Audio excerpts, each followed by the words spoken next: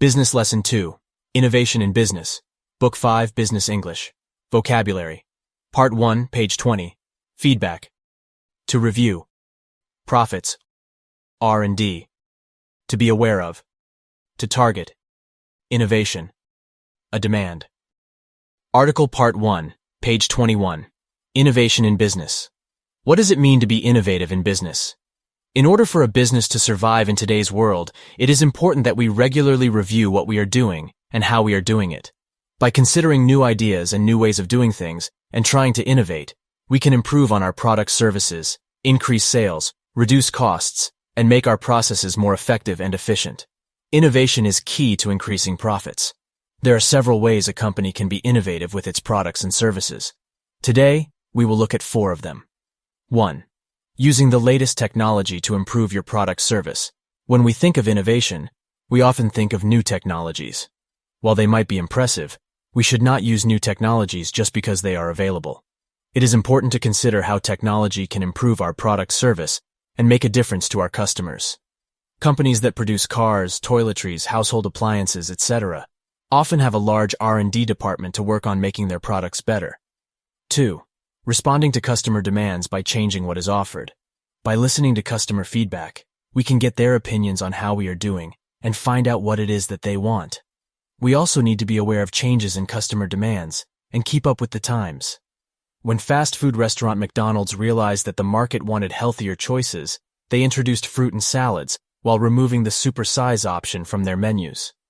3. Offering a new product service to reach new customers.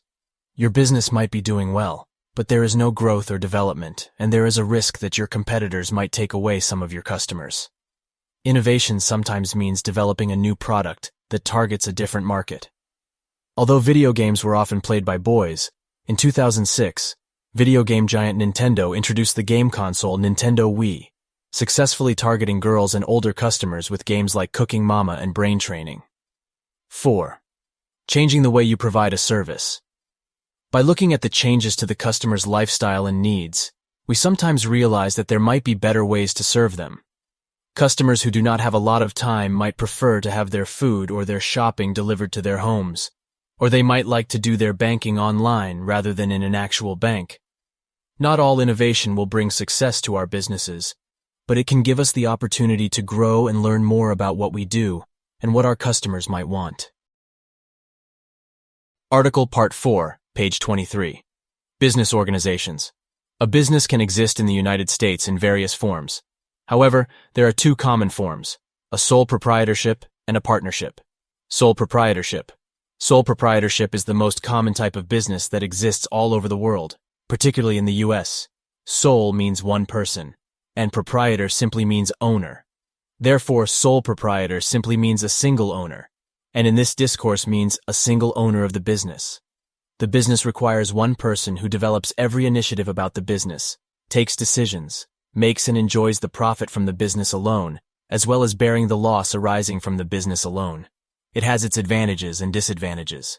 The advantages of this type of business are: it is easy to set up, decision-making is easy and fast, little or no tax obligations, and enjoys the profit accruing from the business. The disadvantages are that the proprietor bears the risk alone. There is a high tendency of making a wrong decision. The death of the proprietor may result in the closure of the business. There are approximately 14 million of such businesses, which is because of the nature of the business. They are usually easy to set up, small startup and operational cost. This form of business is so common that we patronize them virtually on daily basis. Examples of this type of business include grocery stores, laundry services, repair stores, doctors, attorneys, accountants, among many others. Partnerships. Assuming you are a sole proprietor, you invested a little cost, make quick decisions concerning your business, and it got to a stage where the demand for your services becomes high, but you have little capital to finance and make enough goods available for your customer. In addition, there might be instances where you have made decisions that have actually worked adversely to your plans, simply because you did not think over the possible outcomes. Probably, you do not want to obtain loan facilities from the bank or any financial institution. Then you may consider engaging someone who can keep books, attend to customers, contribute to decision-making, and invest in the business, and share the profit accruing as well as the cost incurred with you. Then, you have invariably considered a partnership. A partnership is a form of business where two or more individuals own and operate. The striking feature of this form of business is that the partners share the profit and loss together in the proportion of their contributions. The business must be profit-oriented. There is a need for the partners to sign a partnership agreement that will be binding on all the partners. The agreement describes the rights and duties of each partner, the division of the profits, the effect of the demise of any of the partners, and the distributions of assets when the partners end their agreement. A partnership is preferred over a sole proprietorship because it is more stable and profit-oriented and makes for a bigger business. The above are the advantages of the partnership. The disadvantages of partnership are that the death of a partner could lead to the end of the partnership, and there could be a loggerhead in decision-making even when there is a need for a fast decision. There could be a clash of interests, especially where the agreement does not foresee it. Many doctors, dentists, attorneys, architects, and accountants work in partnerships. Limited partnership. Generally, in a partnership business, all the partners are equal, but in a limited partnership, the partners are not equal. One partner, who is the general partner, assumes greater duties and responsibilities for the debts of the limited partnership, while the other partners are limited because their responsibilities are only to contribute money and/or properties. They have little or no voice in the partnership. One striking advantage of the limited partnership is that the limited partners are only liable for losses to the amount they initially invested in the business. In addition, because they are liable in event of loss only to the amount of their initial contribution, they have no say in the affairs of the business. For proper and legal recognition, there are specific conditions that limited partners must satisfy. Two or more partners must sign a certificate of partnership in which they present, at a minimum, the following information: the company name, the nature of the business, the principal place of business, the name and place of residence of each partner, the duration of the partnership, the amount of cash or property contributed by each partner. Joint ventures. This is a form of business formed where individual companies come together for executing a project. There is always a prior understanding that there is no intention of continuous existence after the execution of the business. It is temporary in nature and lasts for the tenure of the project. Corporations. Suppose your mechanic workshop business has grown and your services are in high demand due to an increased customer base.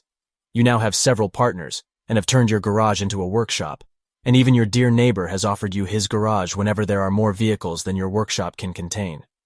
You would like to expand your business by renting a bigger place so that your business would run easily without having to run from your workshop to your garage and to your neighbor's garage.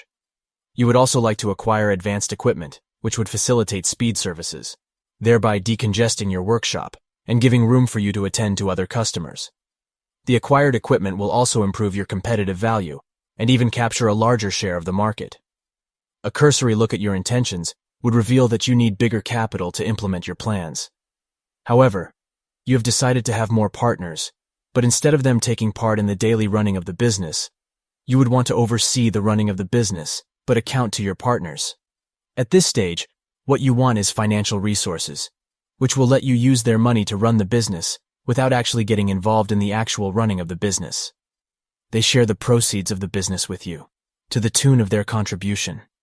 Then, what you are proposing is a corporation. A corporation is a business organization run by people, which the law treats as separate person by law. It is an artificial person who enjoys all the attributes of a natural person by law, but is run by a natural person because it cannot operate by itself. It can own property, make contracts, sue and be sued, pay taxes and other features. It exists as a separate person and enjoys distinct existence from the stockholders, who have an interest in its existence in the form of stock. Stock is the interest, which a person can claim to a portion of the profits and assets of the company that issues the stock. Franchises. Supposing your business grows to international standards, and your business name as well as trademarks acquires reputable goodwill. Mr. Young from Asia visits your office and tells you that he would like to set up a mechanic workshop just like your own in China, to render similar services as you do here in the US. However, he is afraid he might not secure enough customer base unless he puts your company logo and bears your business name. After much deliberation, you decided to grant his request with certain conditions, such as payment of a certain amount of money, usually in percentage, and he will also pay a certain amount of his profit to you, as far as his mechanic workshop stays in business. In return, you will help him set up the mechanic workshop. Usually, you will likely set up a training program to teach Mr. Young the rudiments of the mechanic workshop business and set the standards of business operations. What you have just executed is a franchise. In this business, you are the franchisor, and Mr. Young is the franchisee. Advantages. Franchise, just like every other form of business, has its advantages and disadvantages.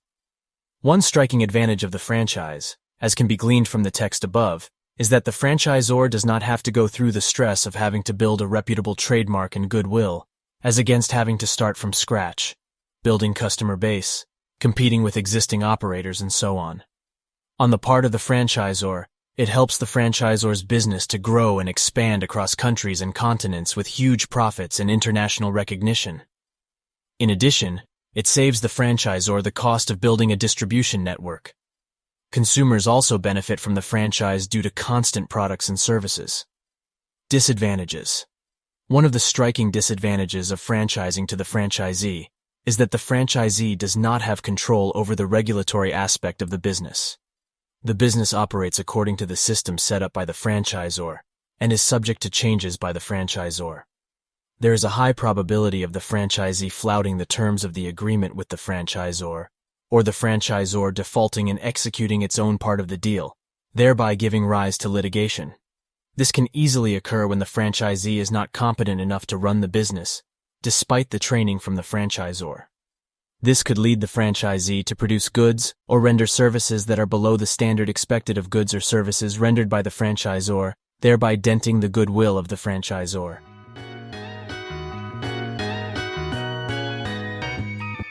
Hey, thanks for listening. We hope that you enjoyed another lesson of Uncle Sam's American English. These audios are synced with our 4-book series.